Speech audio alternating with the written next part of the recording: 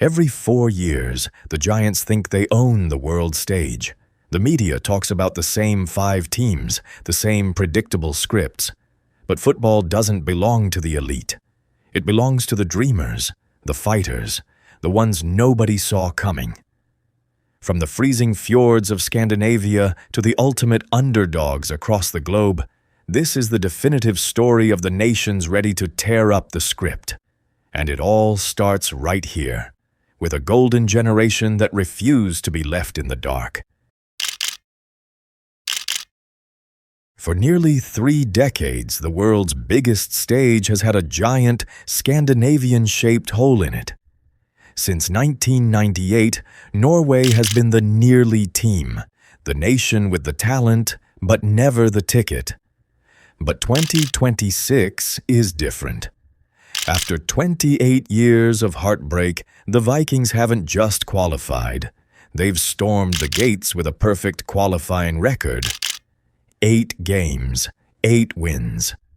This isn't just about a team, it's about a generational shift.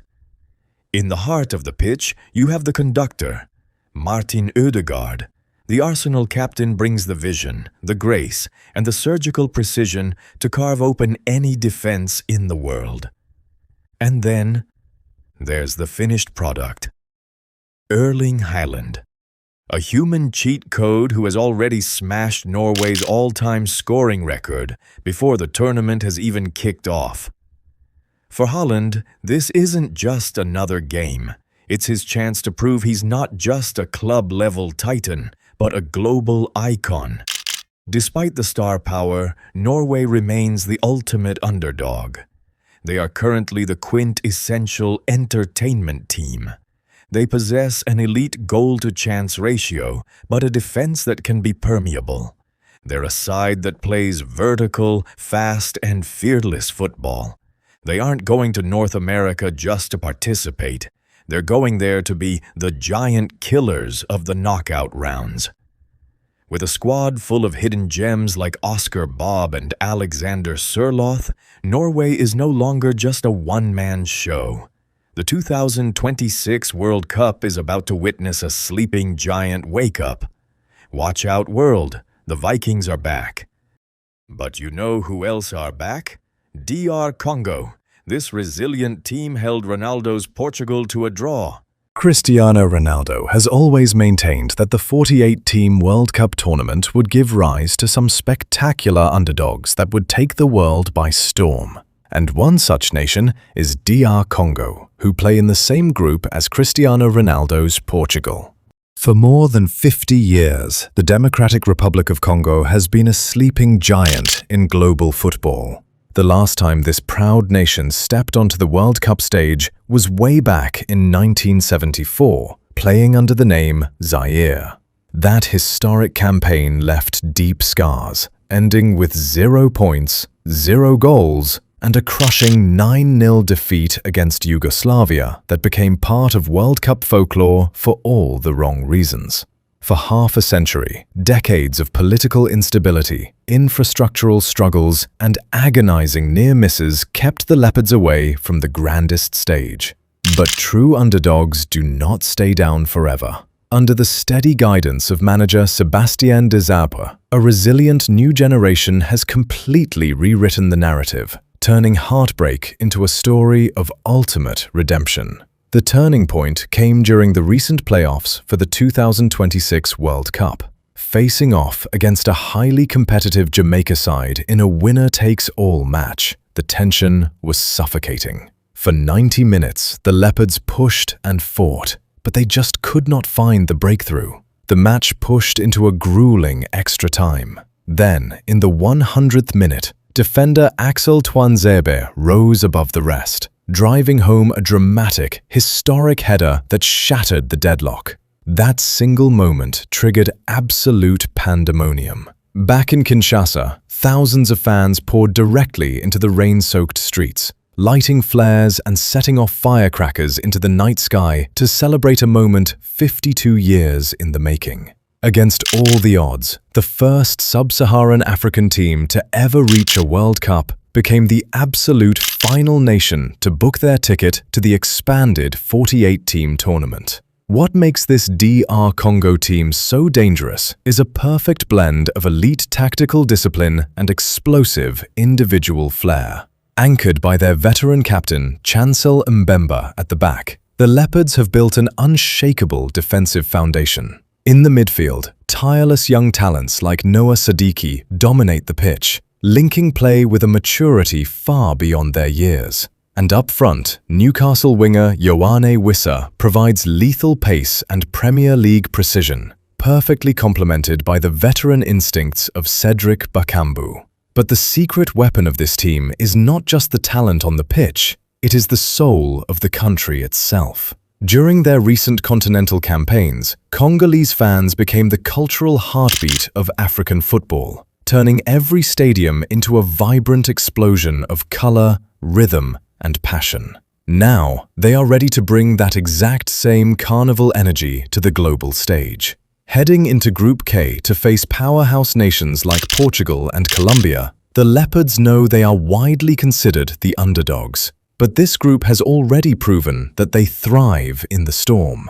They are no longer a forgotten chapter of 1974. They are a modern symbol of resilience, and they are ready to show the world exactly what it means to fight like a leopard.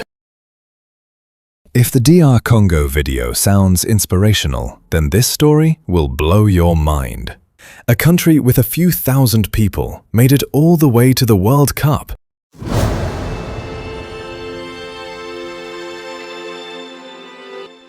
$156,000 people. That's it. That is the entire population of the island of Curaçao. To put that in perspective, you could fit the entire country inside the stadium where the World Cup final will be played. Twice. Yet, in just a few weeks, this tiny Caribbean dot isn't just going to the World Cup. They are arriving as the smallest nation to ever qualify in the history of football. They didn't just break the record, they shattered it. For years, Iceland held the crown of the ultimate underdog. But on November 18, 2025, in a nerve-shredding night in Kingston, Jamaica, the Blue Wave did the impossible. A disciplined, heroic 0-0 draw was enough. While giants like China and India, with billions of people, watched from the sidelines, Curaçao topped their group unbeaten. 12 points, 0 losses, 1 ticket to the big stage. The architect of this run was the legendary little general, Dick Advocaat. He turned a group of dual national stars and local heroes into a tactical machine. But here is the heartbreaking part. Advocaat won't be on the touchline in June. He stepped down just months ago to support his family, handing the keys to another Dutch mastermind, Fred Rutten. The mission hasn't changed, but the stakes just got higher. This isn't a team of amateurs. You've seen these names before. Former Manchester United star Tahith Chong, the engine room of Juninho Bacuna, and the wall in gold, Eloy room. They are battle-hardened professionals ready for the ultimate test.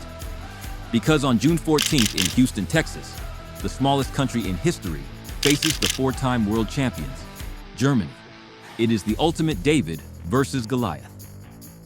The World Cup is built on stories, but we have never seen one like this. Can a nation with the population of a small suburb actually take points off the German machine? Or is the miracle already over just by getting there? I want to hear from you. Is Curaçao going to be the shock of the tournament, or will the giants be too much?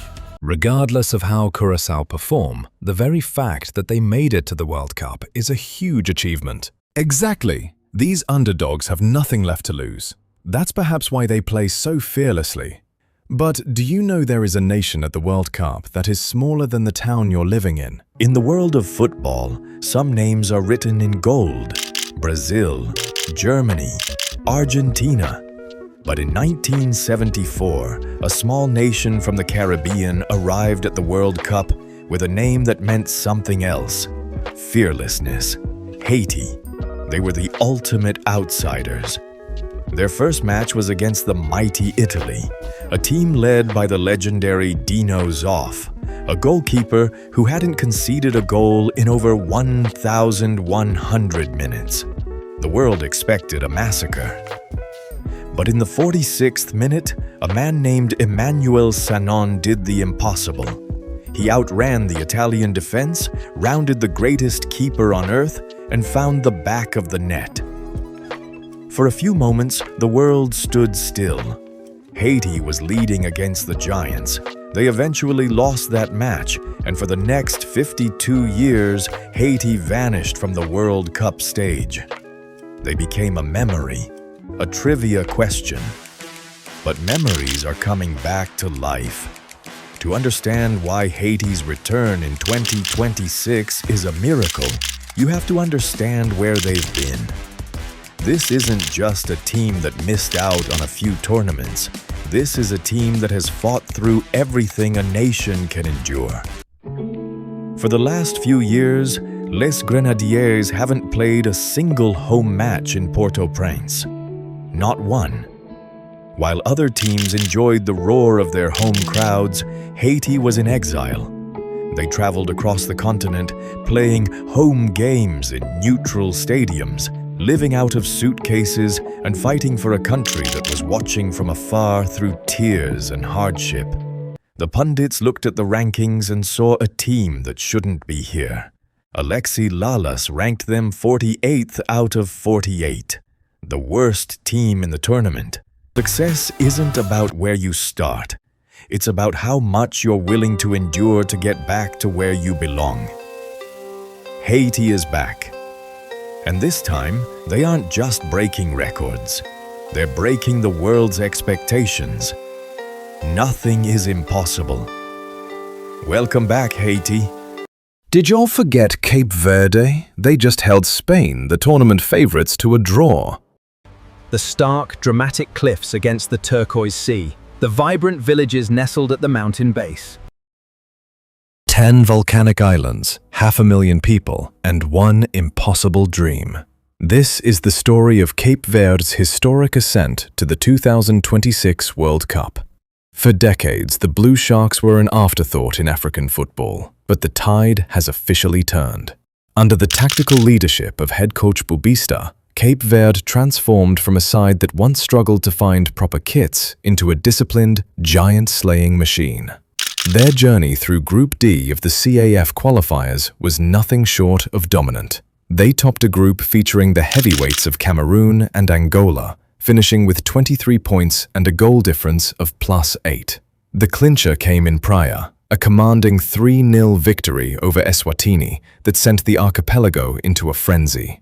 The backbone of this squad is defined by experience and loyalty.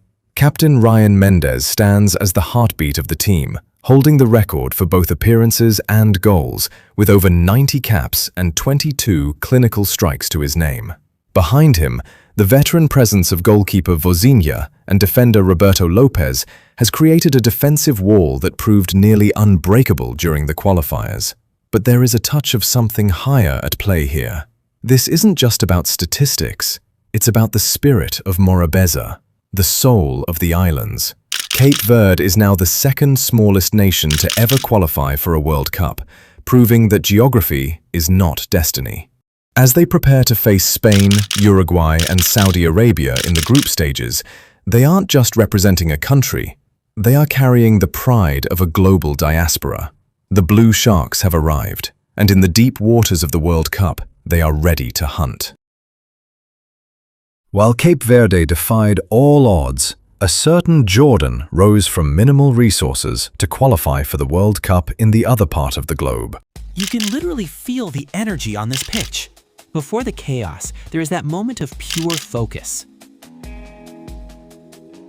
In the world of football, there are giants, there are contenders, and then there is Jordan. For decades, they were the friendly neighbors of Middle Eastern football, consistent, respected, but rarely feared on the bigger stage. But something has changed. The chivalrous ones are no longer just making up the numbers. From the streets of Amman to the grandest stadiums in Asia, a new era has arrived. This is the story of how a nation with a fraction of the resources of its neighbors became the ultimate underdog. For a long time, Jordan's story was one of so close, yet so far. We all remember 2014, the intercontinental playoff against Uruguay. A nation held its breath, but the gap in quality was just too wide. It felt like that might be the ceiling. In a region dominated by the financial might of Saudi Arabia and the historic prestige of Iran, Jordan was the team that worked hard but lacked the final blow. They had the heart, they had the legendary goalkeeper Amer Shafi, but they were missing that clinical edge to truly break the glass ceiling. Then came the 2023 Asian Cup. Nobody, and I mean nobody, picked Jordan to reach the final. But under the tactical brilliance of Hussein Amuta, the script was flipped. They didn't just win,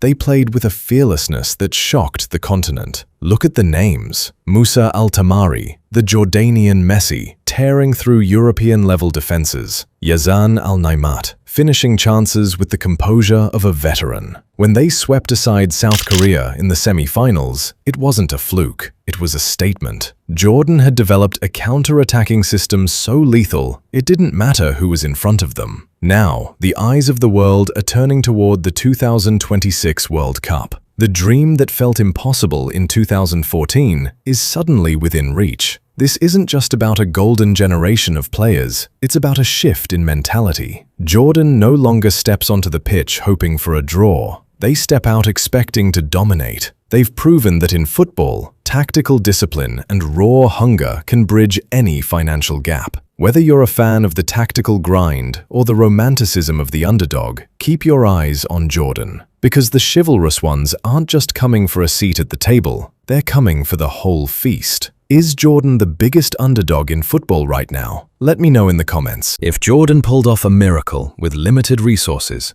this nation plagued by war and instability still made it all the way.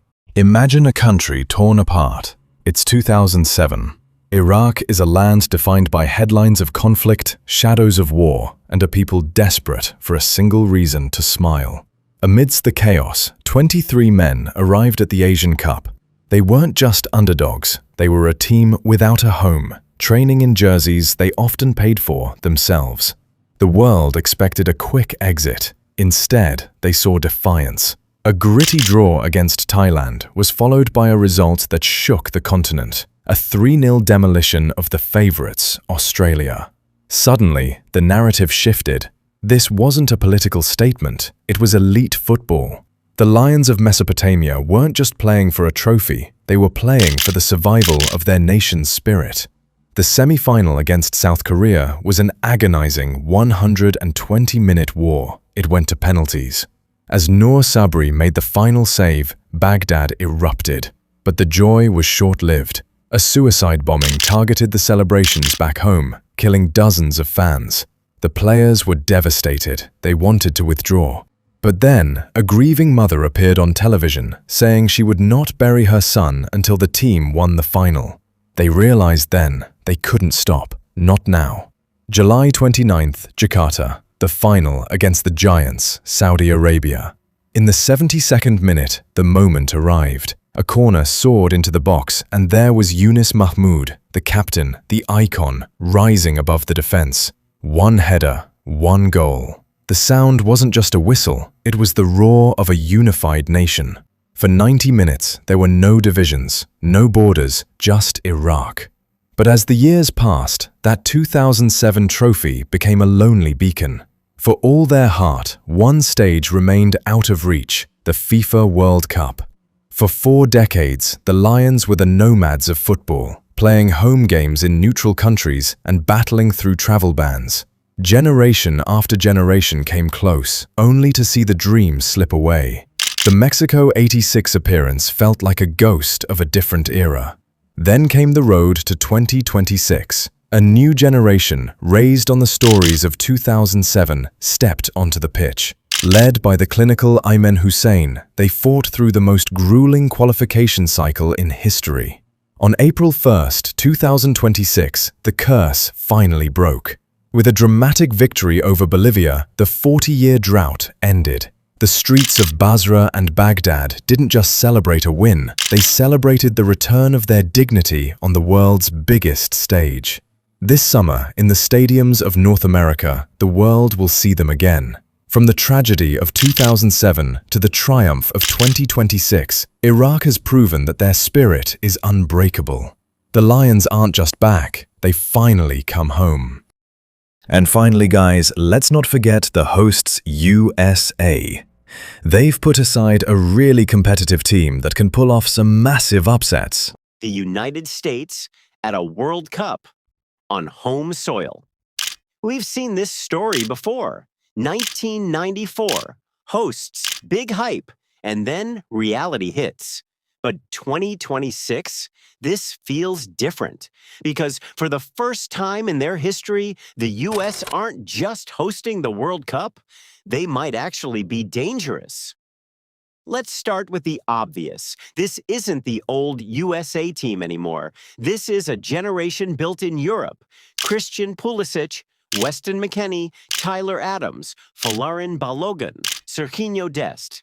These aren't just good American players. These are players playing and starting at the highest level. And more importantly, they're all hitting their prime right now. But here's where it gets interesting. For years, the biggest criticism of the US was simple. They don't have a striker. That might finally be changing. Folarin Balogun has emerged as a consistent goal threat, and players like Ricardo Pepi are pushing hard behind him. For the first time in a long time, the US might actually have goals. Now add this. They're playing at home, and history tells us that matters. Host nations almost always outperform expectations. Crowd, familiar stadiums, no travel fatigue. It's not just an advantage, it's a multiplier. But let's not get carried away because there are real problems. This US team is still inconsistent. They've struggled against top-tier opposition, and results under Mauricio Pochettino have been mixed. There are also questions in midfield, especially around injuries to key players like Tyler Adams. And just weeks before the tournament, even the leadership structure has taken a hit with major changes behind the scenes. That's not ideal heading into a World Cup. So what does that actually mean? It means the USA are not favorites, not even close. But they're something far more dangerous. They're unpredictable. Because think about it, a young team in their prime, playing at home with nothing to lose. That's exactly the kind of team that knocks out a giant.